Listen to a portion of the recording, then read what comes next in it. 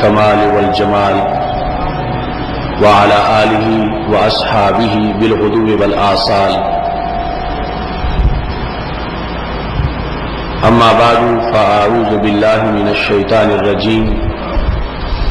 بسم الله الرحمن الرحيم. وإلهكم إله واحد. صدق الله العظيم وصدق رسوله النبي الكريم الأمين. إن الله وملائكته يصلون على النبي يا أيها الذين آمنوا صلوا عليه وسلموا تسليما. الصلاة والسلام عليك يا سيدي يا رسول الله وعلى آلك وأصحابك يا حبيب الله.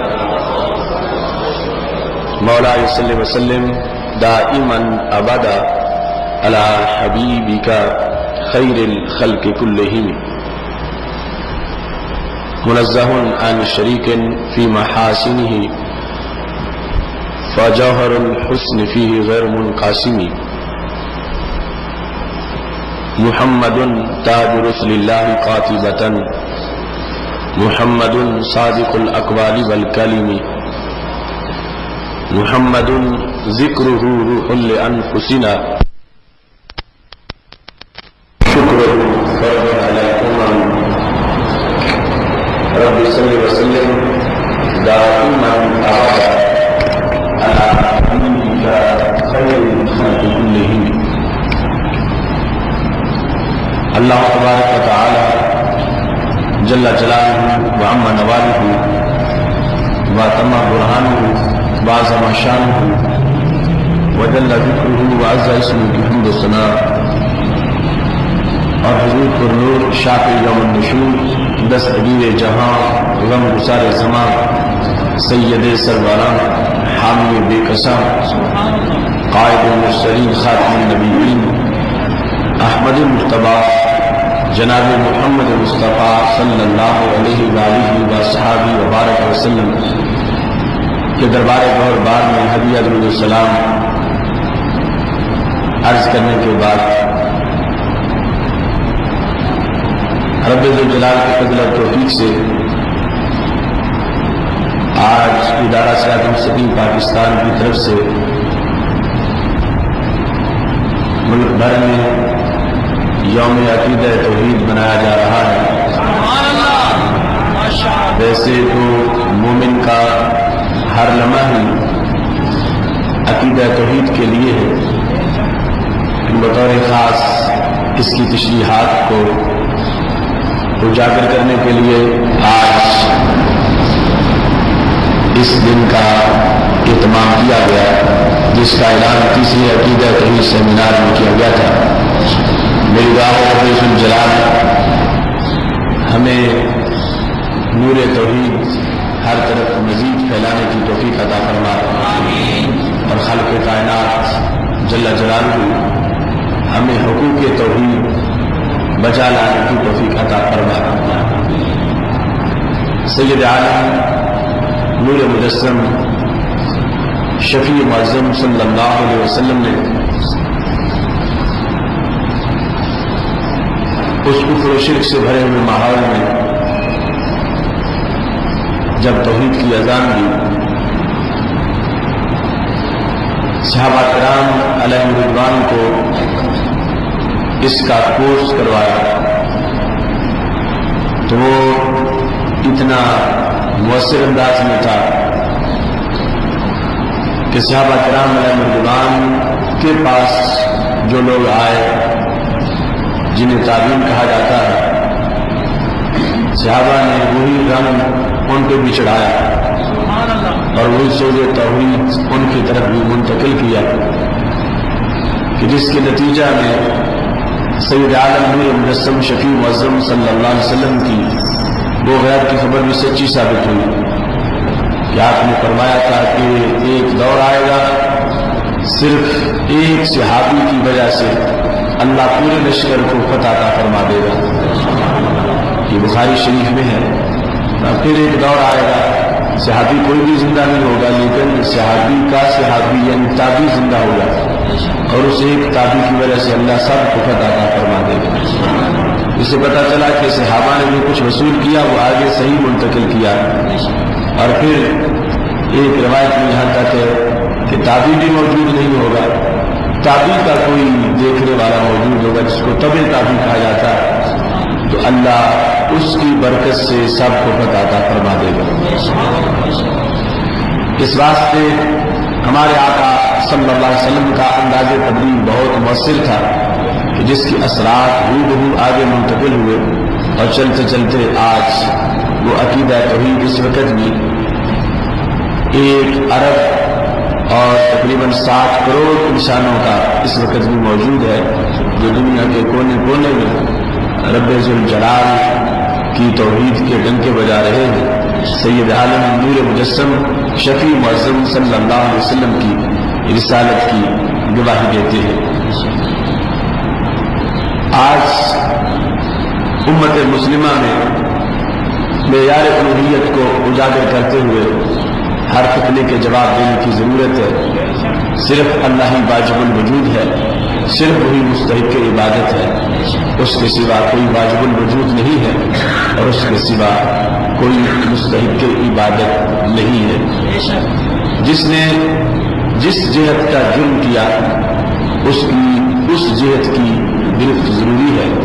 جو رب کے سوا کسی کو واجب الوجود مانے یا مستحق عبادت مانے اس نے شرک کیا ہے، اور جس نے حرام کا ارتکاب کیا اس نے حرام کا ارتکاب کیا۔ قبروں کو سجدہ کرنا حرام ہے، اگر سجدہ تعظیمی کوئی کرتا ہے تو حرام کرتا، سجدہ عبادت کرتا ہے تو کفر کرتا۔ تو اس بنیاد پر یہ بات معاشرے میں پھیلانی ازحد لازم ہے کہ قبور پر حاضری کا جو شرع شریف میں طریقہ ہے اس کے مطابق انسان قبر سے دور کھڑا ہو کر فاتحہ شریف پڑھے۔ قبور کو مرکز برکات جاننا اور دعاؤں کی قبولیت کی جگہ جاننا، شریعت مطہرہ میں اس کے واضح ثبوت موجود ہیں۔ اس لحاظ سے قبروں مزارات کی توہین کی تحریک اور وہاں لوگوں کو وہاں جانے سے روکنے کی تحریک، اور قبور کے مقابلے میں قبور کے لحاظ سے دلوں میں نفرت پیدا کرنے کی تحریک بھی وہ قرآنی تعلیمات سے متصادم تحریک ہے۔ اس واسطے کہ سید عالم نور مجسم شفیع معظم صلی اللہ علیہ وسلم نے خود قبر کو، جو مومن کی قبر ہے، جنت کے باغوں میں سے باغ کہا ہے۔ اس واسطے جنت کے باغات یقیناً وہاں جا کر کے جنت کی راحت ملتی ہے اور جنت کا سرور میسر آتا، اور جنتی کے جنت کے باغ میں جاتے ہیں۔ اس بنیاد پر قبور کے لحاظ سے دشمنی پر جو ایک پورا فرقہ استوار کیا گیا ہے، ان کی سوچ نصوص سے متصادم سوچ ہے کہ سید عالم نور مجسم شفیع معظم صلی اللہ علیہ وسلم خود رحمتیں دینے کے لیے قبور والوں کے پاس جو آپ کے اصحاب ایسے تھے ان کے پاس گئے، اور یہی طریقہ پھر صحابہ کرام علیہ رضوان اور اہل بیت اطہار رضوان اللہ علیہم اجمعین نے آگے پہنچایا۔ اس سلسلہ میں یہ ابن شبہ کی جو تاریخ مدینہ المنورہ ہے، یہ اس کی پہلی جلد ہے، جس کے اندر انہوں نے بہت سی احادیث لکھی ہے۔ ابن شبہ کا وصال 262 ہجری میں ہے، تو اتنے پرانے مصنف ہیں جنہوں نے اس کتاب کو ترتیب دیا۔ اس کتاب کے اندر سید عالم نور مجسم شفیع معظم صلی اللہ علیہ وسلم سے حضرت جابر بن عبداللہ رضی اللہ تعالیٰ عنہ روایت کرتے ہیں۔ حضرت جابر کہتے ہیں بینما نحن جلوس مع رسول اللہ صلی اللہ علیہ وسلم، ہم نبی اکرم نور مجسم شفیع معظم صلی اللہ علیہ وسلم کے پاس بیٹھے ہوئے تھے۔ اذ اتا آتن، ایک آنے والا آیا، فقال یا رسول اللہ صلی اللہ علیہ وسلم، اس نے آ کر کہا یا رسول اللہ صلی اللہ علیہ وسلم ان ام علی و جعفر و عقیل قد ماتا، کہ حضرت علی، حضرت جعفر، حضرت عقیل رضی اللہ تعالی عنہ کی والدہ کا وصال ہو گیا۔ یہ حضرت فاطمہ بنت اسد رضی اللہ تعالی عنہ جو حضرت علی رضی اللہ تعالیٰ عنہ کی والدہ محترمہ، تو آنے والے نے کہا حضرت علی، حضرت جعفر اور حضرت عقیل رضی اللہ تعالیٰ عنہ کی والدہ کا وصال ہو گیا ہے۔ فقال رسول اللہ صلی اللہ علیہ وسلم قوموا بنا الی امی، تو سرکار دو عالم صلی اللہ علیہ وسلم کے پاس جو لوگ بیٹھے ہوئے تھے، آپ نے فرمایا چلو میری امی کے پاس چلو۔ تو حضرت فاطمہ بنت اسد کو اپنی امی کہا، کیونکہ نبی اکرم صلی اللہ علیہ وسلم کی پرورش میں ان کا کردار تھا، تو نبی اکرم صلی اللہ علیہ وسلم نے کہا میری امی کی طرف چلو۔ صحابہ کہتے ہیں فقمنا، ہم کھڑے ہو گئے، وکأن علی عروس من معه الطیر، ادب کے ساتھ جیسے سروں پہ پرندہ ہو، ایسے ہم نبی اکرم صلی اللہ علیہ وسلم کے ساتھ ساتھ تھے۔ فلما انتهينا الى الباب، جب ہم دروازے تک پہنچے جہاں حضرت فاطمہ بنت اسد رضی اللہ تعالی عنہا کا وصال ہوا تھا، نازع قمیصہ، تو رسول اللہ صلی اللہ علیہ وسلم نے اپنی قمیص اتاری، جو قمیص پہنی ہوئی تھی وہ اتاری، اور فقال ارشاد فرمایا اذا غسلتموها فاشعروها اياه، حضرت علی رضی اللہ تعالیٰ عنہ اور آپ کے دیگر بھائیوں سے کہا کہ جب تم حضرت فاطمہ بنت اسد کو، یعنی غسل دینے والی عورتیں غسل دے کے فارغ ہو جائیں، تو یہ قمیص ان کو کفن سے پہلے پہنا دینا۔ فاشعروها اياه تحت اکفانها، عربی زبان میں کپڑے کی دو قسمیں بیان کی جاتی ہیں، ایک کو کہا جاتا ہے شعار، دوسرے کو کہا جاتا ہے دثار۔ شعار وہ کپڑا ہوتا ہے جو براہ راست بدن کے ساتھ مس ہوتا ہے، اور دثار وہ ہوتا ہے جو اوپر دوسرا کپڑا پہنا جائے یا تیسرا پہنا جائے۔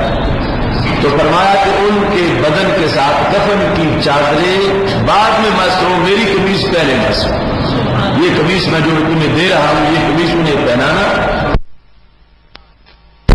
دیگر کفن کی چادریں پہنائی جائیں، یعنی جو خواتین غسل دینے والی تھی ان کے لیے یہ حکم ان رجال کو آپ نے ارشاد فرما دیا۔ فلما خرجوا بها، جب ان کی چارپائی لے کے وہاں سے نکلے، جعل رسول اللہ صلی اللہ علیہ وسلم مرتين يحمل ومرتين يتقدم ومرتين يتأخر، تو رسول اللہ صلی اللہ علیہ وسلم تین طریقوں سے ساتھ تھے، کبھی تو چارپائی کو کندھا دیتے تھے، کبھی چارپائی کے آگے چلتے تھے، کبھی چارپائی کے پیچھے چلتے تھے۔ تو یہاں یہ جس حدیث کا جتنا حصہ بیان ہوا اس میں بھی یہ بات جہاں تک واضح ہوئی، ثانی پیکر سے روح نکل جائے اس کا اور بت کا فرق ہوتا۔ اب بت کے لیے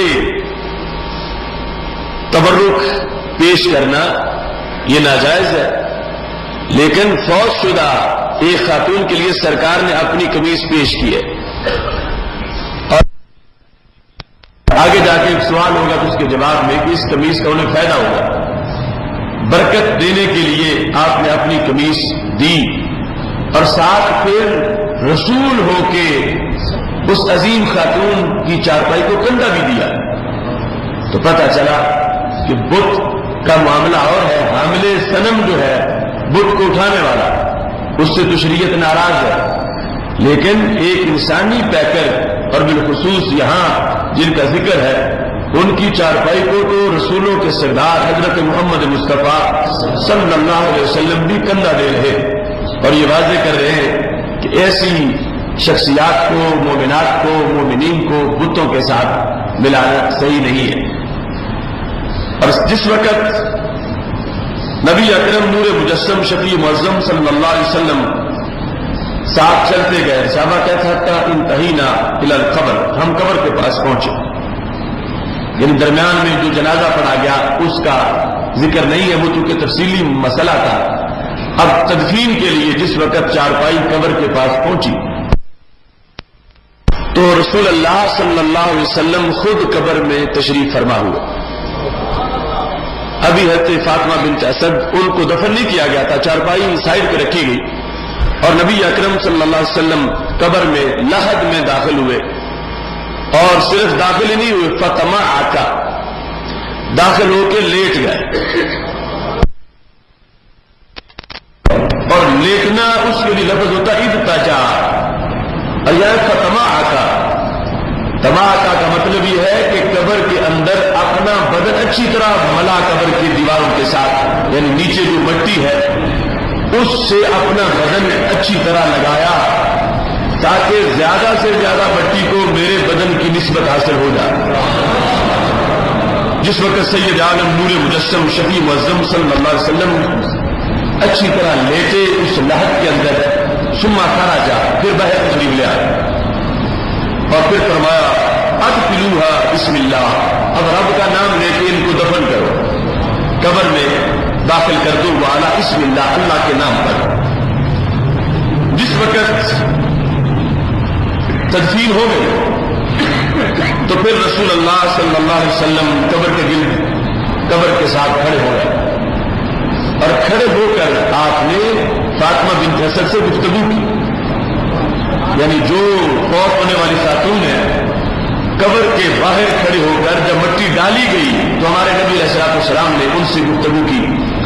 گفتگو کرتے ہوئے فرمایا جزاک اللہ، اللہ تمہیں جزا دے. مرد کے لیے وہ چونکہ کاف زمین اس پہ فتح ہوتا ہے، مرد کو کہنا ہو کہا جاتا ہے جزاک اللہ، عورت کو کہنا ہو تو کہا جاتا ہے جزاک اللہ، اللہ تجھے جزا دے. اب یہ خطاب کی ضمیر ہے تجھے، وہ قبر میں ہے اور وصال ہو چکا ہے، اب تدفین بھی ہو گئی ہے اور رسول اللہ صلی اللہ علیہ وسلم ان سے گفتگو کر رہے ہیں اور خطاب سے گفتگو کرتے ہوئے نبی اکرم صلی اللہ علیہ وسلم نے فرمایا من ام و ربیبہ خیرا فنعم الام ونعم الربیبہ کنت لی. فرمایا تمہیں رب جزا دے، تم امی ہونے کے لحاظ سے بھی بڑی اچھی ہو اور تم پرورش کرنے کے لحاظ سے بھی بڑی اچھی تھی. دو لفظ بولے، ام کے لحاظ سے اور ربیبہ کے لحاظ سے، اور اس میں نعمت کے لفظ بول کے پھر فرمایا کنت لی، جو تمہارے اپنے حقیقی بچے ان کے لحاظ سے تو تھے ہی، تمہارا معاملہ خیر والا اور پیار والا، کنت لی میرے لحاظ سے جو تمہارے اندر مہربانی تھی اور میرے بچپن وقت جو تم نے میرے ساتھ اچھا سلوک کیا، میں اس کے لحاظ سے بھی دعا مانگ رہا ہوں کہ اللہ تمہیں اس کا بہترین اجر عطا فرما دے. اب دو بار خطاب کیا، خطاب کا صیغہ بولا کنتے یہ بھی اور جزا کے یہ بھی خطاب کا صیغہ ہے، مخاطب کرتے ہوئے ان کو سید عالم نور مجسم شفیع معظم صلی اللہ علیہ وسلم نے یہ ارشاد فرمایا. اور یہ صحابہ سن رہے ہیں کہ وصال ہو چکا ہے خاتون کا اور سید عالم نور مجسم شفیع معظم صلی اللہ علیہ وسلم اس سے گفتگو کر رہے ہیں اور اس سے خطاب کے انداز میں گفتگو کر رہے ہیں اور اسے پاک محبوب علیہ الصلوۃ والسلام نواز رہے ہیں اور احسان بڑا ہے، تمیز بھی دی ہے، قبر میں لیٹے بھی ہیں اور لیٹنے کے بعد باہر کھڑے ہو کے تدفین کے بعد ان کے لیے دعا بھی فرما رہے ہیں. جس وقت یہ معاملات سارے مکمل ہو گئے، اب 7 صحابہ کرام علیہ رضوان ہیں جو ہر بات کی وجہ پوچھتے ہیں، اعتراض نہیں کرتے لیکن حکمت پوچھتے ہیں کہ اگر ہم نے اگلی امت کو بتانا تو اگر انہوں نے سوال کیا اور ہم نے نہ پوچھا ہوا ہوگا تو ہم جواب کیسے دیں گے. تو یا رسول اللہ صلی اللہ علیہ وسلم لقد صنعت شیئین، یہ باہر والی دعا جو ہے یہ تو ٹھیک ہے پہلے بھی ہم دیکھتے رہے، لیکن اندر کے لحاظ سے جو دو باتیں ہیں، لقد صنعت شیئین، لقد صنعت شیئین، آپ نے یہاں پر دو فعل کیے ہیں، ہٹ کے وہ نماز جنازہ کے علاوہ بھی دو کام کیے ہیں. ما رأینا کا صنعت مثلہ ما قط، ہم نے پہلے کبھی آپ کو یہ کام کرتے نہیں دیکھا تھا اور اس موقع پر آپ نے دو کام کیے ہیں. قال ما ہوا، تو رسول اللہ صلی اللہ علیہ وسلم نے پوچھا وہ دو کام کون سے ہیں؟ काम कौन से हैं, ये सवाल किया। तो सहाबा किराम अलैहिम रिज़वान कहते हमने दरखास्त की बेनज़्इ का कमीज साफा, एक तो आपने अपनी कमीज उतारी और वो कहा कि तुम पहनाओ इनको, और आपके कहने पर कमीज पहनाई गई। तो आपने ये काम जो किया इसका सबब क्या है कि अपनी कमीज उनके लिए दी कि इन्हें ये पहनाओ। अब जिस बदन से रूह निकल चुकी है, यानी ये हमारे लिहाज से मैं वजाहत करना चाहता हूं कि जिस बदन से रूह निकल चुकी है उसके ऊपर कमीज पहनाने का फायदा क्या होगा। और दूसरे लफ्ज में आज जो बेलगाम लोग हैं उनके लिहाज से, जिनके लिहाज से रसूल अल्लाह सल्लल्लाहु अलैहि वसल्लम की जात कोई नफा नहीं दे सकती, तो कमीज का नफा क्या होगा। बेजान धागे हैं, उन्हें किसी बदन के ऊपर रख दिया जाए और बदन से रूह भी निकल चुकी हो तो फायदा क्या होगा। ये आज के लिहाज से इस सवाल की वजाहत हो सकती है, लेकिन सहाबा किराम अलैहिम रिज़वान ने लफ्ज़ इतने बोले कि या रसूल अल्लाह सल्लल्लाहु अलैहि वसल्लम, ये आपने जो कमीज उतार कर दी है इसका सबब क्या है। और आज हमारे मसाइल के लिहाज से जिन लोगों ने अपने पूरे दीन की बुनियाद कब्रों की दुश्मनी पर रखी हुई है और मुर्दों के साथ खौफशुदगान के साथ बुग़्ज़ पर अपने दीन को इस्तेमाल किया है और इन्हें बुत कहकर उम्मत को इनसे दूर रखने की कोशिश की है, अब सैयद आलम नूर मुजस्सम शफी मुअज़्ज़म सल्लल्लाहु अलैहि वसल्लम ने जिन सहाबा को सुफ़ा पे बैठ के तौहीद पढ़ाई है उनके सामने ये काम किया है। मदीना शरीफ में अपनी कमीज उतारी है, हालांकि सहाबा को कहा हुआ इज़्ज़तान फस्तईन बिल्लाह, मदद जब भी मांगनी है रब से मांगनी है। इज़्ज़तान फस्तईन बिल्लाह, मदद जब भी मांगनी है रब से मांगनी है। और अब वही रसूल सल्लल्लाहु अलैहि वसल्लम अपनी कमीज पहना रहे और सहाबा किराम अलैहिम रिज़वान ने पूछा या रसूल अल्लाह सल्लल्लाहु अलैहि वसल्लम, दूसरा मसला तमाकुओं का फिल लहद, ये जो लहद में आप दाखिल हुए और दाखिल ही नहीं हुए फिर लेट भी गए और लेटे नहीं तमाकुक भी किया, अच्छी तरह अपना बदन मट्टी से लगाया ताकि मट्टी ज्यादा से ज्यादा बदन के साथ ज्यादा मट्टी मस हो जाए, ये भी नया काम हमने देखा। तो इसका सबब क्या है, वो एतराज नहीं करना चाहते, तनकीद नहीं करना चाहते, हिकमत पूछना चाहते हैं कि बाद वालों से जब हम हदीस बयान करेंगे तो वो हमसे पूछेंगे तो हमारे पास जवाब होना चाहिए कि सरकार ने फरमाया था, ये हिकमत है।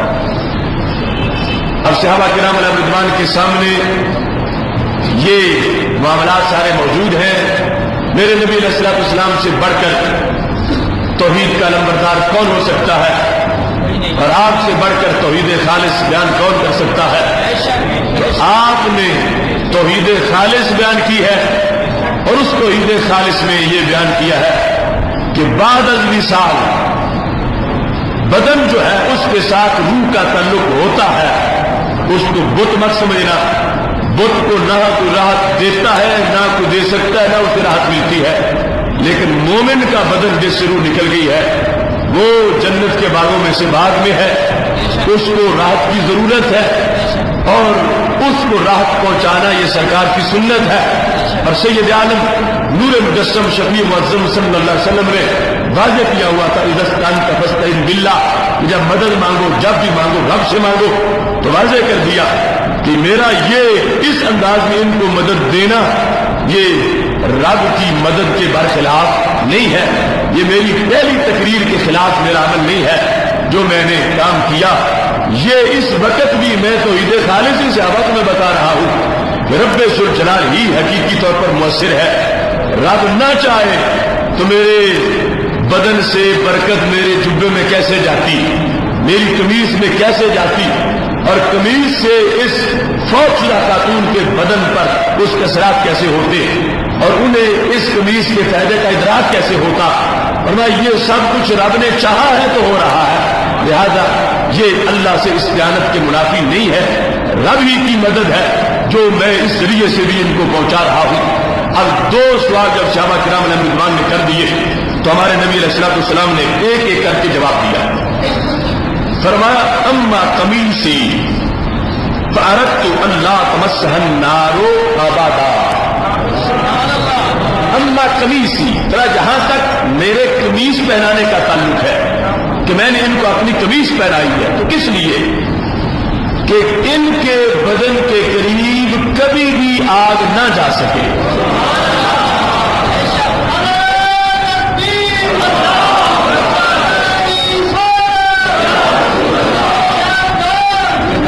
تو اردت اللہ تمسح النار ابدا انشاءاللہ، فرمایا میں نے قمیص اس لیے پہنائی، انشاءاللہ تو برکت کے لیے کہا، لیکن آبادہ کہہ کے واضح کر دیا کبھی بھی ان کے بدن کو آگ نہیں جائے گی، ان کے بدن تک آگ نہیں جائے گی، ان کے بدن تک آگ کا اثر نہیں ہوگا۔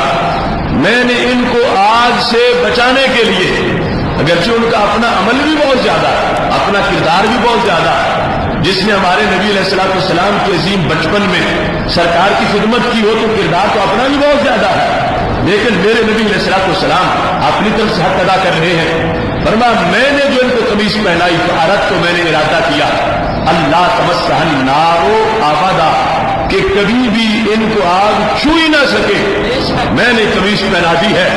اب بتاؤ آج کے جعلی توحید پرست کا اسے بھی ناخالص توحید کہیں گے کہ جو سرکار صحابہ کے سامنے واضح کر رہے ہیں، یہی تو توحید خالص ہے کہ پاک محبوب علیہ الصلوۃ والسلام نے قمیص پہنائی ہے اور فرمایا اللہ کے اذن سے مشکل کشا بن جائے گی، اللہ کی اذن سے قمیص میری حاجت روا بن جائے گی، یہ قمیص اس بدن کے قریب آگ کو نہیں آنے دے گی، یہ قمیص اس بدن کو کسی طرح بے چینی نہیں پہنچنے دے گی۔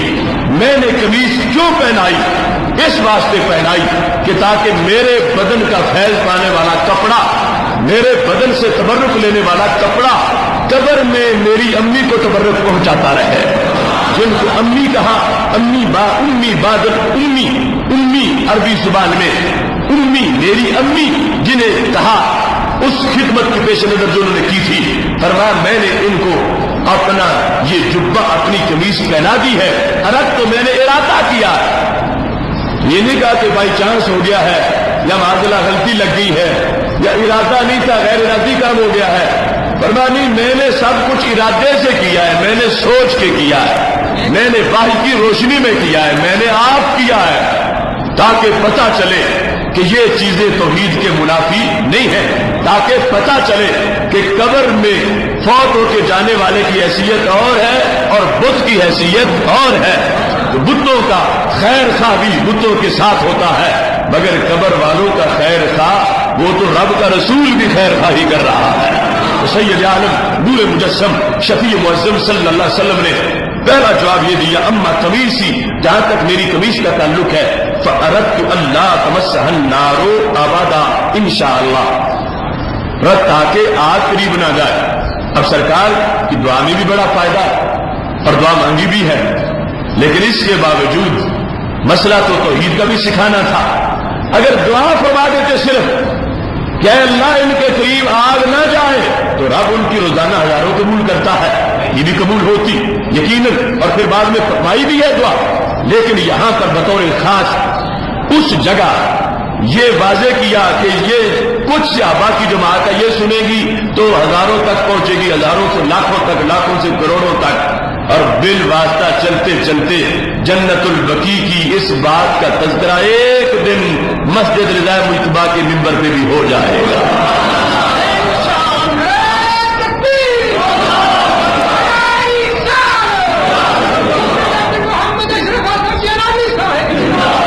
یہ حدیث شریف اس کے علاوہ بھی متعدد مقامات پر موجود ہے، اور یہاں پر پہلے سوال کا بھی جواب دیا۔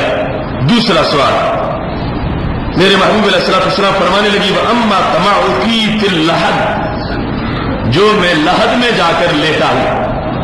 لحد ہمارے علاقے میں جو ریتلی زمین ہے وہاں پر بنتی ہے، عمومی طور پر سیدھی قبر ہوتی ہے جس کو شق کہا جاتا ہے، تو لحد قبر سیدھی بنا کے پھر سائڈ سے قبلے کی جانب کھود کے تھوڑی سی جگہ بنائی جاتی ہے، وہ لحد ہے، اس کے اندر سرکار لیٹے، سیدھی قبر میں داخل ہو کے پھر لحد کے اندر لیٹے میرے محبوب علیہ السلام، تو وہ مٹی قیامت تک کتنی متبرک ہو گئی، ان کا تو جہاں تلوہ لگ جائے وہ زمین بھی آسمان سے اونچی ہو جاتی ہے۔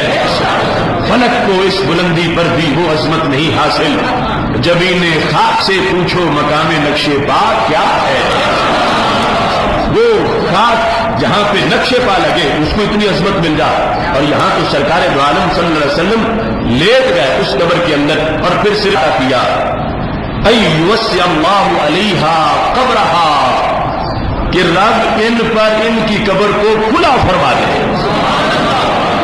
تو دونوں کام مشکل کشائی والے، دونوں کام حاجت روائی والے. قمیص بھی پہنائی ہے اس لیے کہ ان کے بدن کو راحت پہنچتی رہے، اور پھر لیٹا بھی فرمایا اس لیے ہوں تاکہ قبر کھلی ہو جائے، اللہ وسعت دے دے، قبر فراغ ہو جائے. اب بت کے لیے ماشاء اللہ سہولتیں طلب کرنا، یہ عام انسان کے لحاظ سے بھی اس کے اندر کتنی قباحتیں ہیں. بت کا ادب، بت کا احترام، بت کے لیے سہولت عقل والا سوچ ہی نہیں سکے گا، وہ ہے ہی بیٹھا. مگر بندہ مومن جو ہے سرکار یہ واضح کر رہے ہیں کہ اس کو کھلی قبر کی ضرورت ہے، ان کے لیے کھلی قبر چاہیے، اور کھلی قبر سے پھر راحت ہوگی، آسائش ہوگی. اس بنیاد پر سید عالم نور مجسم شفیع معظم صلی اللہ علیہ وسلم نے جو توحید جنت البقیع میں کھڑے ہو کے سمجھائی تھی، اور جو توحید قبر میں لیٹ کے پڑھائی تھی، اور جو توحید اپنی قمیص عطا کر کے فرمائی تھی، اور جس توحید پر امت کو چھوڑا ہے وہ توحید ہے جو آج بھی اہل سنت کے سینے میں موجود ہے. ان باتوں پر شرک کا فتویٰ لگانا، ان کو شرک کہنا، یہ میرے نبی علیہ السلام کی شریعت پر عدم اعتماد ہے. سرکار دو عالم نور مجسم شفیع معظم صلی اللہ علیہ وسلم نے سکھا پڑھا کے واضح کر دیا. اب بت پرستی والے معاملے ختم ہوئے. وہی صورتحال جو پہلے بت کے سامنے کھڑے ہونے والوں کو لگتا تھا کہ ہم بت کے سامنے ہیں، انہوں نے پڑھا دیا ہمارے سامنے چارپائی ہے، تم نے کھڑے ہونا ہے، اور اب تمہیں کوئی اس چارپائی کا پجاری نہیں کہے گا کیونکہ میں نے تمہیں توحید سکھا دی ہے.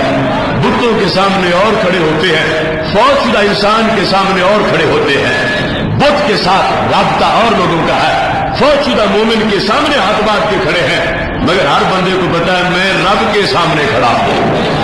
یہ جو سامنے لیٹا ہے یہ پرستش کے لائق نہیں، یہ دعا کا مستحق ہے. اس بنیاد پر سید عالم نور مجسم شفیع معظم صلی اللہ علیہ وسلم نے ان امور کو واضح کیا اور وضاحت کر دی، اور ان امور میں امتیاز پیدا کر دیا تاکہ پتہ چلے کہ بت پرستی کا خاتمہ ہوا، حق پرستی کا دور دورہ ہوا، اور قیامت تک کے لیے توحید کی عظمت کے اظہار کے لیے یہ چیزیں واضح کر دی. بت اور قبر کے فرق کو جدا کر دیا، اور پھر جو اس کے ساتھ ساتھ احتیاطی تدابیر تھی ان کو بھی واضح کر دیا. اس شریعت میں سجدہ تعظیم کسی زندہ کے لیے بھی جائز نہیں، کسی فوت شدہ کے لیے بھی جائز نہیں، لیکن سجدہ تعظیم پہلی امتوں میں جائز رہا تو پتہ چلا شرک نہیں ہے. اگر شرک ہوتا تو پھر کبھی بھی جائز نہ ہوتا. حرام ہے اس امت میں، پہلے جائز تھا، اس امت میں حرام ہے. اگر کسی نے کیا تو حرام کام کیا، اور حرام کرنے سے نکاح نہیں ٹوٹا، عورت نکاح سے نہیں نکلی، بندہ واجب القتل نہیں ہوا، حرام کا اس نے ارتکاب کیا، اور اس کا مواخذہ ہونا چاہیے کہ وہ حرام سے باز رہے. اس بنیاد پر ان امور کی وضاحت ضروری ہے. یعنی قبروں کے گرد جو جوہال جا کے دمالے ڈالے، طواف کریں، سجدے کریں، وہ حرام کاری میں مصروف، ان کا شریعت کے ساتھ کوئی تعلق نہیں. ان کی شریعت، ان جو وہ بتائیں اس کو شریعت، تو وہ ہماری شریعت نہیں ہے. ہم ملنگوں کے دین کے دعوے دار نہیں ہیں، نہ ذمہ دار ہیں، نہ محافظ ہیں، نہ ان کا دفاع کرنے والے ہیں. ایسے لوگوں کا جو جرم ہے اس کے مطابق انہیں سزا بھی ملنی چاہیے، اور ان لوگوں کو ہانک کے ڈنڈوں کے ساتھ دور کرنے کی ضرورت ہے جو ہماری تحریک کا حصہ ہے. لیکن اس کو شرک کہنا یہ بھی دین سے غداری ہے کہ جس وقت شرک کہا جائے گا تو پھر پہلی امتوں کو جو مسلمان تھے انہیں مشرک کہنا پڑے گا، اس واسطے کہ جو شرک ہے وہ ہر دور میں شرک ہے، جو توحید ہے ہر دور میں توحید ہے. رب نے کسی زمانے میں بھی اپنے سوا کسی کی بندگی کی اجازت نہیں دی. اگر یہ کہا جائے کہ اس وقت جو ہے یہ آج شرک ہے اور اس وقت جائز تھا تو پھر شرک تو کبھی بھی جائز نہیں رہا. اس واسطے آج بھی کہنا پڑے گا کہ یہ کام حرام ہے، شرک نہیں ہے، اور شرک کا علیحدہ اس کا حکم ہے، حرام کا علیحدہ حکم ہے. حرام کوئی معمولی غلطی نہیں، بہت بڑی غلطی ہے، حرام سے آگے غلطی کیا ہوگی، مگر حرام سے بندہ مرتد نہیں ہوتا، شرک سے مرتد ہو جاتا ہے۔ اس بنیاد پر بیلنس کی ضرورت ہے، اور یہی دھاندلی کر رہا ہے دونوں طبقہ، رافضی خارجی طبقہ اور اہل سنت کو ایک بدنام کرنے کے لیے ایسے کام کرتے ہیں، اور دوسرے وہی پیش کر کے اپنی چوری چھپانے کے لیے جو فراڈ کیا ہوا تھا امت کے لیے اس کو چھپانے کے لیے وہ کہتے ہیں دیکھو یہ شرک ہو رہا ہے۔ تو یہ ہے درمیان کا راستہ جس کو ہم واضح کرنا چاہتے ہیں کہ اہل سنت و جماعت اس مسلک پر ہے جو مسلک ہمارے نبی علیہ السلام نے صفہ والوں کو عطا فرمایا تھا۔ اس کے ساتھ یہ بات ذہن میں رکھیں کہ قبر سے جائز حد تک جو قبر کے ساتھ پیار ہے، محبت ہے، اس کے شریعت میں تقاضے بھی ہیں، اور اس سے جو اس دین سے ہٹے ہوئے لوگ ہیں اسلام سے باہر، ان کے لیے رغبت بھی ہے۔ ایک بڑا عجیب اور عظیم معاملہ تھا کہ جب حضرت بلال رضی اللہ تعالی عنہ کو ان کا ظالم آقا سزا دے رہا تھا، اور سزا توحید پہ دے رہا تھا، انہوں نے چونکہ کلمہ پڑھا ہوا تھا اور احد کی اذانیں دیتے تھے، تو وہاں پر حضرت بلال رضی اللہ تعالی عنہ کے پاس سے حضرت برقہ گزرے اور مالک سزا دے رہا تھا، تو حضرت برقہ بن نوفل وہاں پہ کھڑے ہو گئے۔ یہ ابن اسیر کی النہا فی غریب الحدیث، اس کے اندر ان کا وصال 606 ہجری میں ہے، اس کے علاوہ سیرت ابن اسحاق میں بھی ہے، فتح الباری شریف بخاری میں بھی ہے، عمدۃ القاری میں بھی ہے، بہت سے مقامات پر یہ بات موجود ہے۔ مر علیہ ورقہ وہو یعذب، حضرت بلال کے پاس سے برقہ بن نوفل گزرے تو انہیں عذاب دیا جا رہا تھا، سزا دی جا رہی تھی، اور وہ حق پرست لیٹ کے آج کر بھی توحید کی اذانیں دے رہے تھے، اور اس انداز میں کہ وہ احد احد کہہ رہے تھے۔ جب احد احد کی صدائیں حضرت برقہ نے سنی تو انہوں نے بھی اس کے پاس ہمدردی یکجہتی کے اظہار کے لیے کھڑے ہو کے احد احد کہا، اور یہ ابن عساکر کی جلد نمبر 10 صفحہ نمبر 440 پر ہے۔ یقول احد احد فیقول ورقہ احد احد، حضرت بلال کو پتھروں کے نیچے لٹا کے سزا دی جا رہی تھی توحید پر، وہ پھر بھی کہتے تھے احد احد، تو ورقہ بھی کھڑے ہو کے کہتے تھے احد احد۔ یہ حضرت ورقہ بن نوفل جن کے پاس ہمارے نبی علیہ الصلوۃ والسلام کو لے کر حضرت خدیجہ گئی تھی جب پہلی وحی کا نزول ہوا تھا، اور برقہ وہ عظیم انسان ہے، مستدرک للحاکم کے اندر صحیحین کی شرط پر یہ حدیث شریف موجود ہے۔ میرے نبی علیہ الصلوۃ والسلام نے فرمایا تھا لا تسبوا ورقہ، برقہ کو گالی مت دینا، کیوں؟ فرمایا فإنه كان له جنة او جنتان، فرماؤ ورقہ صرف سنگل جنتی نہیں ڈبل جنتی ہے، رب نے ان کو ایک یا دو جنتیں عطا فرمائی ہوئی ہیں۔ یہ رات کی خبر تھی، ورقہ بن نوفل دنیا سے جا چکے تھے، سرکار نے فرمایا ان کو گالی مت دینا، اور یہ بھی عمدۃ القاری جلد نمبر 1 میں صفحہ نمبر 109 پر حدیث موجود ہے جو مستدرک الحاکم کے اندر بھی موجود ہے، جس میں حضرت ورقہ کے ایمان کا ذکر ہے۔ بلکہ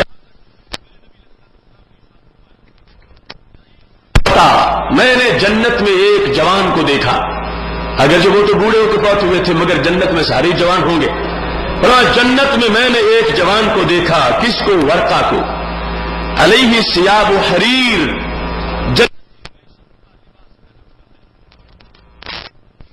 ریشم کا لباس، جنت میں نے ان کو دیکھا۔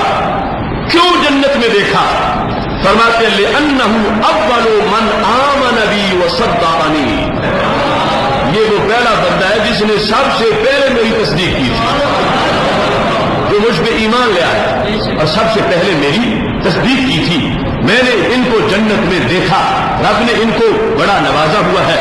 اور پھر دوسرے مقام پر حدیث شریف ہے، فرمایا رأیتہ علیہ حلۃ خضراء، میں نے دیکھا تو سبز رنگ کا جبہ انہوں نے پہنا ہوا تھا، یرفلوا فی الجنۃ، جنت میں ٹہلتے نظر آ رہے تھے۔ تو یہ حضرت برقہ ان کی ایمانی حیثیت میں نے پہلے بیان کر دی تاکہ جو ان کا قول ہے اس کو پھر اس لحاظ سے دیکھا جائے کہ اس پہلے توحید پرست کو جو نبی علیہ الصلوۃ والسلام نے نوازا تو ان کے عقیدہ توحید کے اندر کیا کیا ضروری چیزیں موجود تھی. اب حضرت بلال رضی اللہ تعالی عنہ کے پاس سے گزرے اور ان کو عذاب دیا جا رہا تھا. وہ احد احد کہہ رہے تھے اور حضرت برقہ بھی احد احد کہہ رہے تھے. ایسے میں انہوں نے جو ہے بڑھاپے میں چھڑا سکتے نہیں تو اپنی حمایت کا اظہار بھی کیا, دھمکی بھی دی اور اہل سنت کے مسلک کا اس پہلے دن یہ اعلان کیا کہ ہوتا کیا ہے. فرمانے لگے ان سے جو النہایہ کے اندر تفصیل میں موجود ہے, کہتے ہیں واللہ لئن قتلتموہ لأتخذنہ حنانا, خدا کی قسم اے مکہ کے مشرکو, اگر تم نے برقہ, اگر تم نے بلال کو شہید کر دیا, اگر تم نے بلال کو شہید کر دیا تو کیا ہوگا؟ تو یاد رکھنا میں حضرت بلال کو حنان بناؤں گا. تم نے اگر قتل کیا تو اب قتل کا رد عمل کیا ہے میری طرف سے؟ فرمایا میں ان کو حنان بنا لوں گا. لأتخذنہ حنانا, میں ان کو حنان بنا لوں گا. یاد رکھنا تمہیں خمیازہ بھگتنا پڑے گا. تم قتل کر کے دیکھو, تم شہید کرو گے, میں انہیں حنان بناؤں گا اور تم منہ چھپاتے پھرتے رہو گے.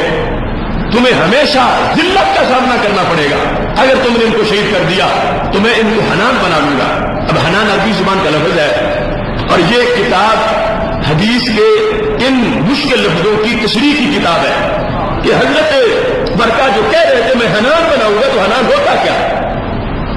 تو انہوں نے کہا الحنان الرحمت والعطف والحنان الرزق والبرکت, کہ حنان کا ایک معنی ہوتا رحمت, دوسرا ہے مہربانی, تیسرا ہے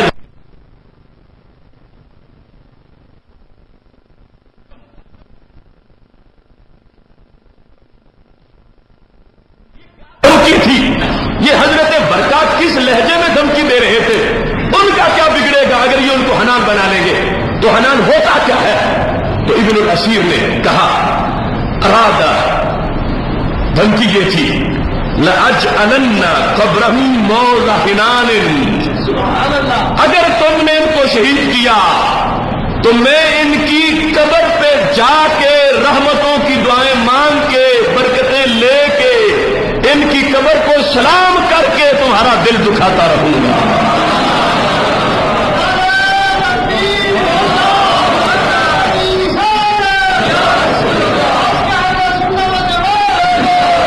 لأجعلن قبرہ, اس شہید کی قبر کو میں بناؤں گا کیا موضع حنان, اے مزنتا تم من رحمت اللہ, میں بتاؤں گا لوگوں جس نے رب کی رحمت لینی ہو بلال کی قبر پہ آ جاؤ. تم جس رب کی دشمنی میں ان کو شہید کرو گے ان کی قبر بھی تمہارے اوپر سواری کرے گی, ان کی قبر بھی تمہارے اوپر راج کرے گی, ان کی قبر بھی تمہارے نظریے پہ تھوڑے چلائے گی. لأجعلن قبرہ حنانا, میں ان کی قبر کو جائے برکت سمجھوں گا اور جائے برکت کے طور پر اس کا اعلان کروں گا. اللہ کی رحمت فأتمسح بہ متبرکا, میں برکت لینے کے لیے اس کو ہاتھ لگاؤں گا. اتمسح بہ متبرکا, میں تمسح کروں گا اس قبر کے ساتھ آ کے ہاتھ لگاؤں گا برکت لینے کے لیے. اور پھر کما یتمسح بقبور الصالحین, جیسے صالحین کی قبروں سے برکت حاصل کی جاتی ہے. وہ زمانہ جب حضرت بلال احد احد کہہ کے تبلیغ کر رہے توحید کی اور برقہ بھی احد احد کہہ کے توحید خالص بیان کر رہے ہیں کہ اے بلال میں تمہارا ساتھی ہوں, تم احد احد کہتے ہو میں بھی احد احد کہتا ہوں. اور کیا کروں گا اے مشرکین مکہ, اگر تم نے توحید پر شہید کر دیا اس کو تو میں ان کی قبر کو ہاتھ لگا کے چوم کے بتاؤں گا کہ توحید کا مزار توحید پرست کا مزار ہے, توحید پرست کی قبر ہے. اب آج جو کام اس امیہ بدبخت کو للکارتے ہوئے حضرت برقہ دھمکی کے طور پر کہہ رہے تھے کہ تو مشرک ہے اور تو توحید پرست کو سزا دے رہا ہے, اگر تو نے اپنے شرک سے مجبور ہو کر یہ کام کیا تو میں توحید کے ہاتھوں مجبور ہو کر یہ کام کروں گا.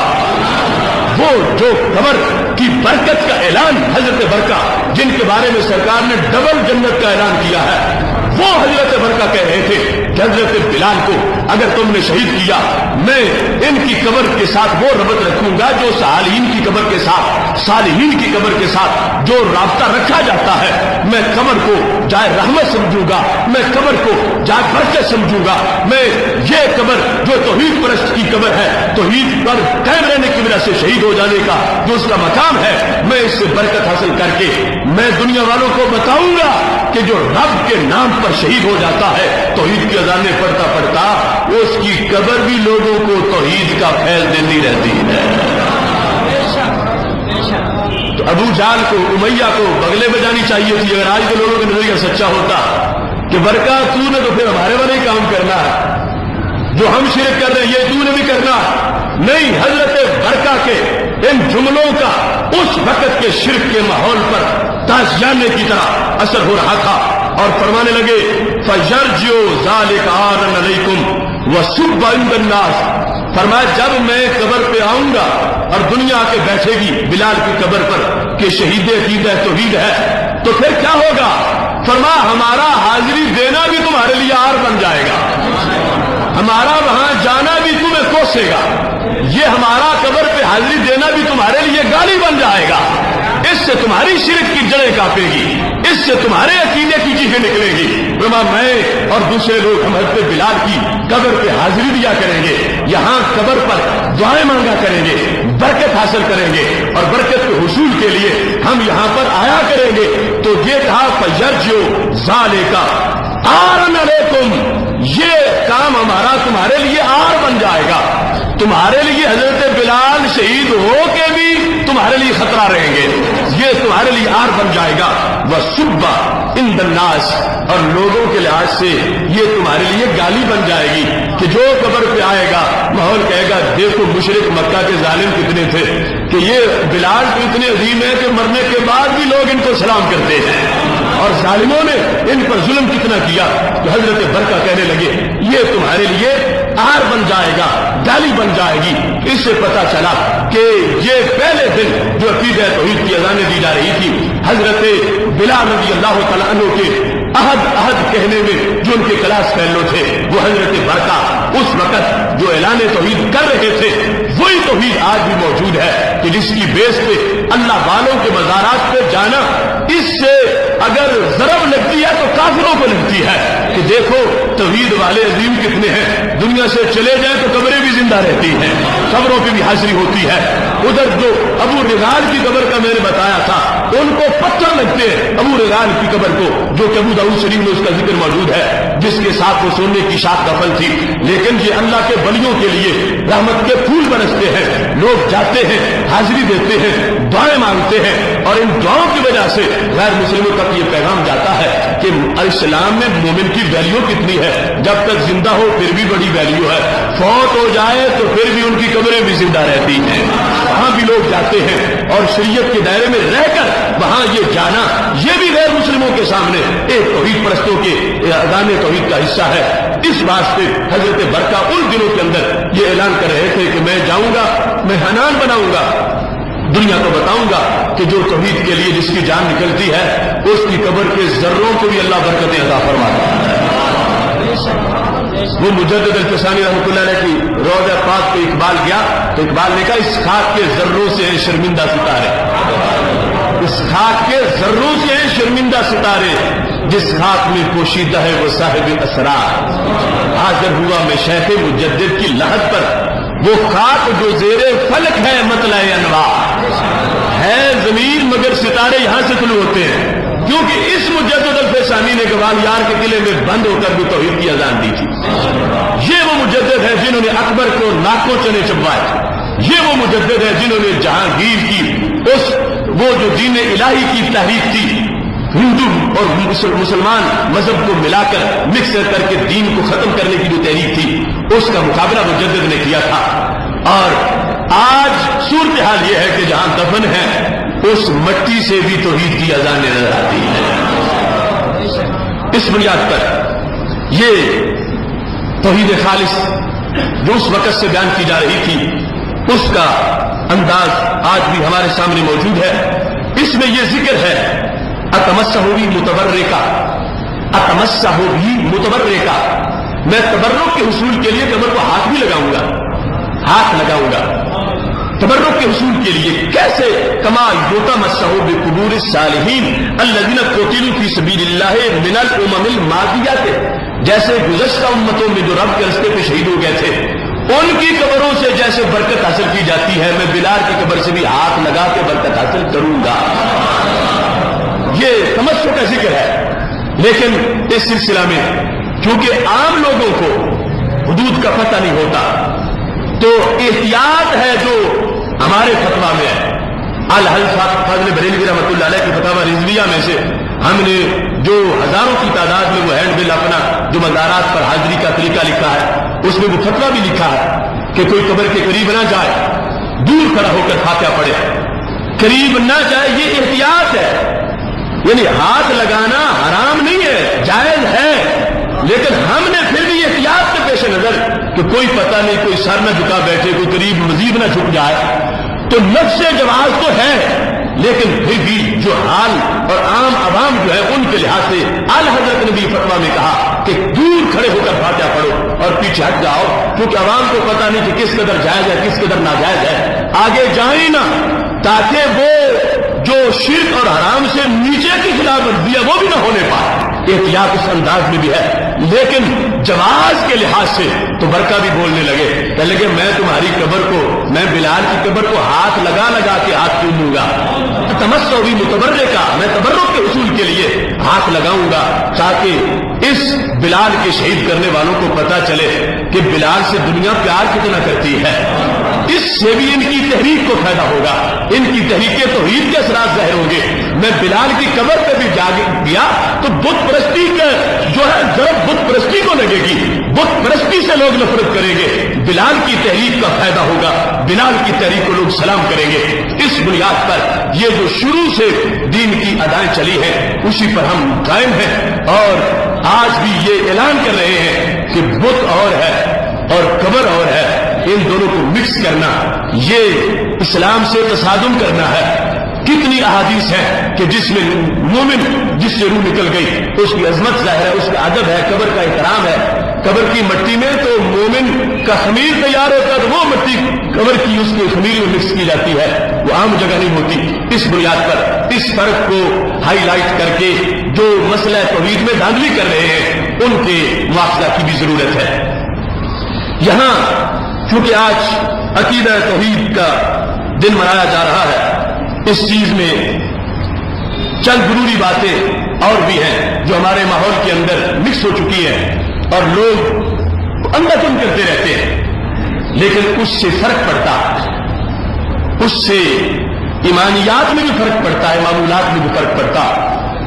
اور یہ ہماری تحریک ہے کہ جدھر سے بھی کوئی زیادتی کرے گا اور جیسی بھی کوئی غلطی ہوگی اس کو غلط بھی کہنا ہے، اس کا ڈٹ کے مقابلہ بھی کرنا، خود بھی بچنا ہے اور اوروں کو بھی بچانا ہے. اس سلسلہ میں مختلف احادیث ہیں اور ان کا خلاصہ فتاوی رضویہ جلد نمبر 21 کے اندر ایک سوال کے جواب میں اس وقت اختصار جو ہے اس کے پیش نظر تمہارے سامنے رکھتا ہوں.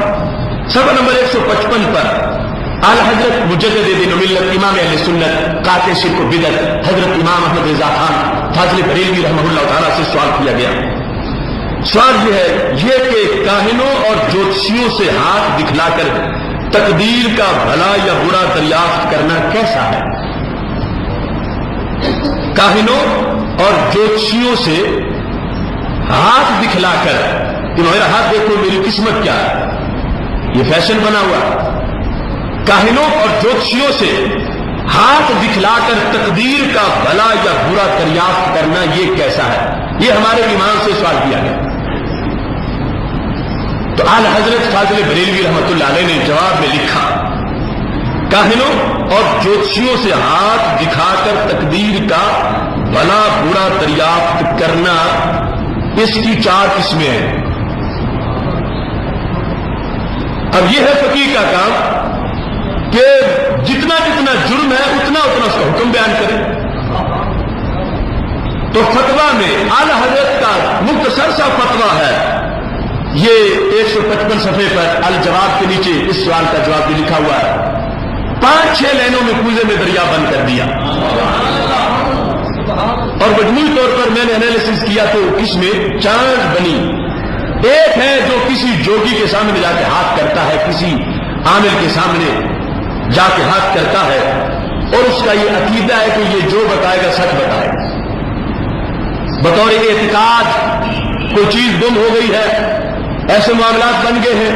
ہم نے اپنا پہلا وہ فہم دین کا سبق جو جادو کی مذمت, اس میں ان چیزوں کو ہائی لائٹ کیا تھا کہ ہمارے معاشرے کے یہ ناسور ہیں جن کے خلاف جہاد لازم ہے.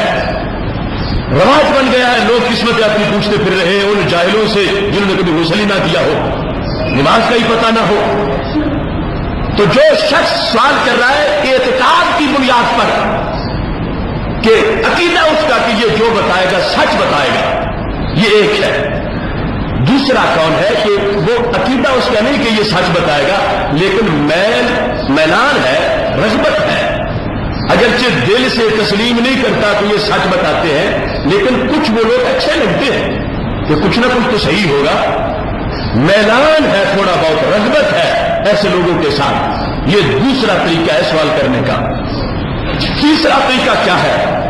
وہ ہے مذاق اڑانے کے لیے, کہ ان لوگوں کا مذاق اڑایا جائے, استہزاء کیا جائے, سامنے ہاتھ کیا جائے, بتاؤ یہ کیا ہے, میری قسمت کیا ہے, اور اس سے ان کا استہزاء کیا جائے.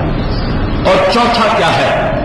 چوتھا ہے ان کو ذلیل کرنے کے لیے, عاجز کرنے کے لیے, عاجز کرنے کے لیے کہ تم جھوٹ بولتے ہو, تم فراڈیے ہو, تم جاہل ہو. کسی میں اگر اتنی طاقت ہو تو وہ ہاتھ ان کے سامنے کر کے اپنی روحانیت سے ان کو ذلیل کرنا چاہتا ہے, رسوا کرنا چاہتا ہے, ان کو عاجز بنانا چاہتا ہے کہ یہ سب تمہارا فراڈ ہے, اس میں کوئی حقیقت نہیں ہے. یہ 4 ہے سبب کسی سے جا کر یہ کام کرنے کے, بتا میرے ہاتھ میں کیا ہے. اعلیٰ حضرت فاضل بریلوی رحمۃ اللہ علیہ نے چاروں کا حکم بیان کیا. فرماتے ہیں کاہنوں اور جوتشیوں سے ہاتھ دکھا کر تقدیر کا بھلا برا دریافت کرنا اگر بطور اعتقاد ہو, مطلب کیا, یعنی جو یہ بتائیں حق ہے, اگر کسی نے ایسے کیا تو فرمایا تو کفر خالص ہے. پھر کفر خالص ہے, کفر خالص ہے. یعنی یہ ایک ہوتا ہے کافر ہونا, وہ علیحدہ, کفر کا صدور ہونا علیحدہ, مشرک ہونا علیحدہ. اگر کسی کا اعتقاد ہے تو یہ معمولی جرم نہیں اس کا. اگر اعتقاد کے طور پر یہ سمجھتا ہے کیا یہ جو بتائیں حق ہے تو کفر خالص ہے. اسی کو حدیث میں فرمایا ہے فقد کفر بما نزل علی محمد صلی اللہ علیہ وسلم, کہ جس نے ایسا کیا, سرکار فرماتے ہیں جو مجھ پہ نازل ہوا اس نے اس کا انکار کر دیا, قرآن کا انکار کر دیا. اب یہ کفر کا صدور ہوا اور کتنا بڑا جرم ہوا. تو ماحول سے اس امور کی بے چینی لازم ہے. آج توہم پرستی ہے چھوٹے چھوٹے مسئلوں پر, عورتیں, بچے, مرد میلے لگے ہوئے ہیں ایسے لوگوں کے پاس, اور ان جاہلوں سے اپنی قسمت پوچھتے پھر رہے ہیں. نہ علم ہے, نہ معرفت ہے, نہ تقویٰ ہے, نہ پرہیزگاری ہے. اگر اس عقیدے پر جا کے پوچھا کہ جو کہیں گے حق ہے تو اللہ نے فرمایا کفر خالص ہے, چونکہ حدیث شریف میں موجود ہے فقط کفر بما نزل علی محمد صلی اللہ علیہ وسلم. یہ حدیث شریف جامع ترمذی کتاب الطہارت میں موجود ہے کہ جس نے اس عقیدے کی بیس پر کسی نجومی, جوگی اور کسی کے سامنے جا کر یہ کہا, کاہن کے سامنے ہاتھ رکھا کہ میری قسمت دیکھو, کہ یقین ہے عقیدہ جو کہے گا حق کہے گا, تو اعلیٰ کہتے ہیں یہ تو کفر کا صدور ہوا. دوسرے نمبر پر اگر بطور اعتقاد و تیقن نہ ہو, اعتقاد نہیں اس بات پر, یقین بھی نہیں, مگر میل و رغبت کے ساتھ ہو تو پھر گناہ کبیرہ ہے. اگر عقیدہ یہ نہیں کہ جو کہتا ہے سچ کہتا ہے یا جو کہے گا حق کہے گا, مگر رغبت ہے اس کی طرف, تو پھر کفر نہیں مگر گناہ کبیرہ ہے، گناہ کبیرہ ہے، کفر نہیں ہے مگر گناہ کبیرہ ہے، اور گناہ کبیرہ بھی کوئی چھوٹا جرم تو نہیں، کفر نہیں ہے مگر گناہ کبیرہ ہے۔ اور اس کے ساتھ اس کے لیے فرمایا یہ جو عوام میں رائج ہے آج کل تقریباً وہ اس طرح کی صورتحال ہے کہ کہتے کوئی اٹکل پچو تو ہے، کچھ تو بتائے گا، کچھ تو صحیح ہو جائے گا۔ اگر یہ ہے کہ سب کچھ صحیح ہے، یقین ہے کہ جو یہ بتائے گا تو پھر تو ہے ہی کفر، اور اگر یہ ہے کہ کچھ نہ کچھ ہو سکتا ہے صحیح ہو، چلو کچھ پتہ کر لیتے ہیں، تو اعلی حضرت فاضل بریلوی رحمۃ اللہ علیہ نے اس کا حکم کیا لکھا؟ گناہ کبیرہ ہے، اور شریعت نے اس کا سزا اس کو کیا دی ہے؟ میرے نبی علیہ الصلوۃ والسلام کا فرمان ہے جس نے ایک مرتبہ اس نظریے پر کہ برحق نہیں سمجھتا لیکن کچھ رغبت ہے، میل ہے، رغبت ہے، میرے نبی علیہ السلام فرماتے ہیں لم یقبل اللہ لہ صلاۃ 40 صباحا، اللہ 40 دن اس کی نماز قبول نہیں کرے گا۔ یہ کوئی چھوٹا نقصان ہے؟ صرف اس بات پر کہ کیا ہے اس جوکی کے پاس یہ عقیدہ ہے کہ یہ جو بتائے گا حق نہیں ہے، لیکن رغبت اور میلان ہے، رغبت اور میلان کے ساتھ گیا ہے، اس میں جرم کئی بن جائیں گے۔ اس کو دیکھ کے کوئی اور بھی کہ فلاں صاحب بھی آئے ہوئے تھے، فلاں تو بڑا رش لگا ہوا تھا، اتنے لوگ ماننے والے ہیں، فلاں بھی آیا ہوا تھا، اس کا جانا بھی اور کے لوگوں کے عقیدے خراب کرے گا۔ تو اپنا اگرچہ یہ ذہن میں رکھتا ہے کہ بات سچی نہیں، لیکن لوگ سمجھیں گے کہ شاید سچی سمجھ کے آیا ہوگا، اس وجہ سے آگے بھی لوگوں کے عقائد پہ اثر پڑے گا۔ تو اس کی سزا کیا ہے؟ اللہ فرمائے گا تو نے ایک مرتبہ ایسا کیا میں نے 40 دن تیری نماز قبول نہیں کروں گا۔ اب ٹھنڈے پانی سے وضو کر کے مصروفیت سے ٹائم نکال کے نماز پڑھی ہو اور قبول نہ ہو رہی ہو، ایک نماز بھی تو بڑا نقصان ہے، تو 40 دن کی چلی جائے۔ اس واسطے ایسے لفظیات، خرافات اور ایسے جو حال کے جو انداز، یہ حقوق توحید میں سے ہے کہ ان چیزوں کی بہتری کی جائے، سمجھایا جائے لوگوں کو کہ یہ اس طرح بھی جانا کہ رغبت ہے، میلان ہے، پھر بھی گناہ کبیرہ ہے، اس سے باز رہنا ضروری ہے، لوگوں کو بچانا لازم ہے۔ اور تیسرے نمبر پر اگر ٹھٹا مذاق کے لیے چلا گیا بطور ہزل و استہزاء، نہ یقین ہے نہ رغبت میلان ہے، لیکن صرف چلو مذاق ہی کر آتے ہیں، تو اعلیٰ فرماتے ہیں تو ابس و مکروہ حماقت ہے، حماقت ہے۔ اب یہ انفقی کا کام کہ سب کو ایک ڈنڈے سے نہ ہانکے، جیسا جرم ہے بات ویسے کی جائے، جس طرح کی صورتحال۔ اب ان لوگوں کا انداز کیا ہوگا؟ وہ کہیں گے جو نجومی کے پاس گیا بیوی سے نکاح ٹوٹ گیا اور مرتد ہو گیا، واجب القتل ہو گیا، لیکن جہاں تو کیٹیگری سے اور ان کے لحاظ سے حکم ہوگا تو قبول بھی آسانی سے ہوگا، اس کے لحاظ سے ہدایت بھی لوگوں کو ملے گی اور اس کے لحاظ سے فرق بھی پڑے گا۔ اب یہ جو گیا ہے کہ صرف شو دیکھنے کے لیے کہ جاتا ہوں کیا ہوتا ہے، مذاق کرنے کے لیے، یہ تو مذاق کرنے کے لیے گیا ہے اور پتہ نہیں اس کو کیا سمجھے گی کس لیے گیا ہے، تو پھر فرمایا ابس و مکروہ اور حماقت ہے، مکروہ کا ہے، حرام نہیں ہے مگر مکروہ ہے، نہ کفر ہے نہ حرام ہے لیکن مکروہ ہے، حماقت ہے۔ اور اگر چوتھا ہو، چوتھا کیا ہے کہ اس کی دکانداری ہے، گاہک ڈھیر بیٹھے ہوئے ہیں، ادھر سے ایک روحانی بندہ جس کی روحانیت سلامت ہے یہ چلا جا اور اس کی بولتی بند کر دے، وہ جو کچھ لوگوں کے سامنے جھوٹ بول رہا ہے اس کا فراڈ ظاہر کر دے، یہ گیا ہی اس کے فتنے سے لوگوں کو بچانے کے لیے ہے۔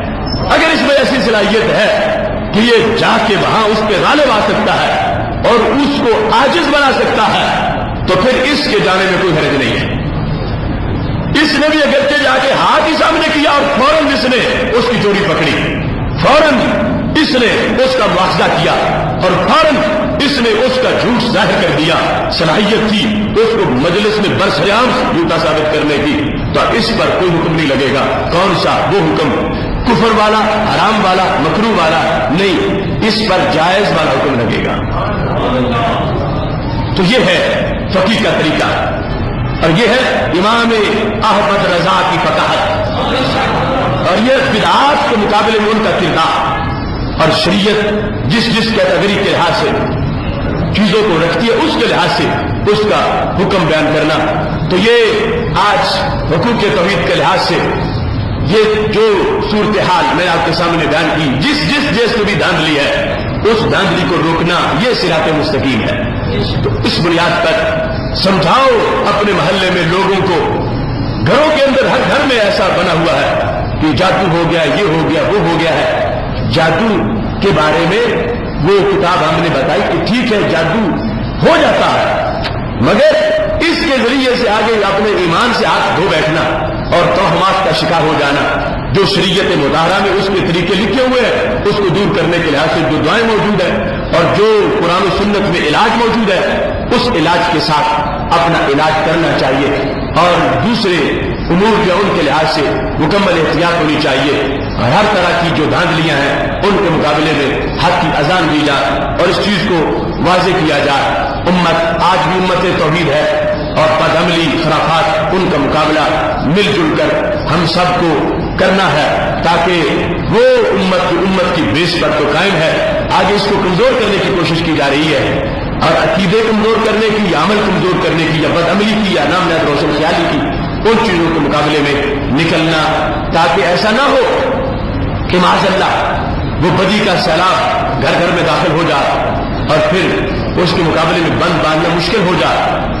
شیطان کے ہر کارے اپنا کام کر رہے ہیں، تو ہمیں اپنا نیٹ ورک ان کے مقابلے میں مضبوط کرنا ہے، تاکہ جس درجے کی جس کی غلطی ہے اس کی بھی اصلاح ہو، اپنی بھی اصلاح ہو. حق نے کر دی دوری خدمتیں تیرے سپرد، خود تڑپنا ہی نہیں اوروں کو تڑپانا بھی ہے، خود سراپا نور بن جانے سے کب بنتا ہے کام، تجھ کو اس ظلمت کرے میں نور پھیلانا بھی ہے. اس واسطے گلی محلے میں چوک میں بیٹھ کے لوگوں کو کہو کہ معیار الوہیت پر لوگ فراڈ کر رہے ہیں. واجب الوجود ہونا، مستحق عبادت ہونا، یہ ہے معیار الوہیت. اللہ کے سوا کسی کو واجب الوجود مت جانو، اللہ کے سوا کسی کو مستحق عبادت مت جانو. یہ پیغام اس کو تازہ رکھنا تاکہ جو امکانی غلطیاں وہ وقوع میں نہ آ سکے. امت اپنے عقیدہ توحید پر قائم ہے، معیار الوہیت کی وضاحت کرو. اور پھر جنہوں نے امت کی عزت داؤ پہ لگا دی ہے اور کہا ہے کہ اکثر کلمات پڑھنے والے بھی مشرک ہیں، ان کے دماغ ٹھیک کرو کہ تم شرک اور توحید کی تعریف کو جانو جو قرآن و سنت میں موجود ہے. اپنے جاہل مولویوں کی بنائی باتوں پہ یقین مت کرو، جس کے مطابق جو حرام ہے اسے حرام کہو، جو شرک ہے اسے شرک کہو، اور جو مکروہ ہے اسے مکروہ کہو، اور جو جائز ہے اسے جائز کہو.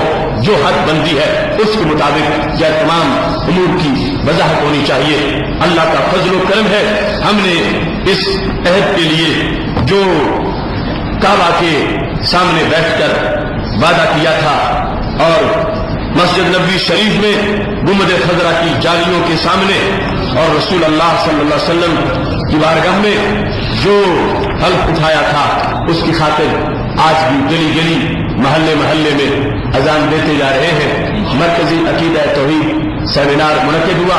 گزشتہ رات عارف والا کی سرزمین پر اتنا تاریخ ساز اجتماع ہوا کہ ایک بہت بڑی عریض و طویل گراؤنڈ لوگوں سے کھچا کچ بھری ہوئی تھی، اور اس میں ہم نے مقام مصطفیٰ صلی اللہ علیہ وسلم جو ڈویژن ادارہ صراط مستقیم ڈویژن سہوال کے ذریعے تمام وہ اجتماع تھا، اس کا انعقاد ہوا. صوبائی سطح پر عقیدہ توحید سیمینار کے لحاظ سے انشاءاللہ 21 مئی کو خیبر پختونخوا جس کو صوبہ سرحد کہا جاتا تھا، تو اس کا صوبائی عقیدہ توحید سیمینار ہری پور ہزارہ کی سرزمین پہ منعقد ہو رہا ہے. اور انشاءاللہ 22 مئی کو آزاد کشمیر سطح پر آزاد کشمیر کا عقیدہ توحید سیمینار راولہ کوٹ کی سرزمین پر منعقد ہو رہا ہے. انشاءاللہ ملک میں بیرون ملک ہر جگہ حق کی اذان دیں گے اور دیتے رہیں گے، اور اللہ کے فضل سے یہ بات ہر جگہ ہوتی رہے گی. توحید و رسالت کی خوشبو ہر سو پھیلا کے دم لیں گے، ہم فکر مدینہ کا پرچم ہر سو لہرا کے دم لیں گے. بس ایک الہ ہے اللہ ہی، معبود نہیں ہے اور کوئی، پیغام یہ نبیوں ولیوں کا دنیا کو سنا کے دم لیں گے۔ قسمت ہے کیا امت کی بھلی، نہ پھیل سکا یا شرک جلی، ہم شرک کے دعوے داروں کو توحید دکھا کے دم لیں گے۔ منظور نہیں یوں ملت کے خرمن کو شعلے راہ کرے، ہم فکر چمن کے اشکوں سے یہ آگ بجھا کے دم لیں گے۔ ہم بانٹ کے نور دماغوں میں اور ڈال کے تیل چراغوں میں، ہم دیش کے چپے چپے سے ظلمت کو بڑھا کے دم لیں گے۔ یہ وقت ہے خوب تیاری کا، اب آیا دور بیداری کا، ہم فکر رضا کی دستک سے سنی کو جگا کے دم لیں گے۔ جہاں قاتل بیٹھے میلوں میں اور غازی تڑپے جیلوں میں، ہم جبر کے ظالم پنجوں سے غازی کو چھڑا کے دم لیں گے۔